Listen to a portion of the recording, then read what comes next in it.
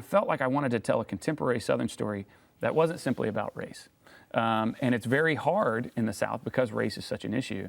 If you have a black character and a white character, all of a sudden that's going to start to absorb, the trajectory of the story.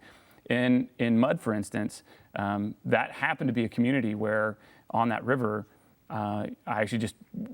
we didn't encounter a lot of black people and a lot of black characters. So it made sense for that. But I always knew I needed to address the topic of race. I always knew I wanted to. I always knew it was integral to the fabric of the South. But how do I do it? How do I make a comment of it? Yeah. How do I, a middle-class white kid, born in 1978, talk about this? What do I have to say that that someone else couldn't say better and with a better point of view?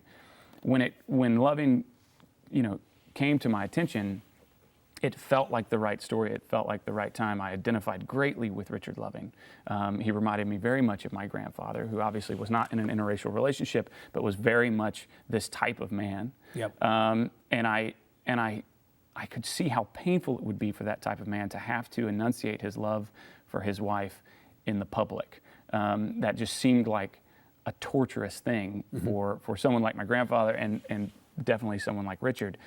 It felt like this was the time. It also felt like a comment on marriage equality. It felt like a way to talk about race without having to be an expert on the civil rights movement. Even Yeah. I just really needed to be an expert on the relationship between these two people and the love they felt for one another.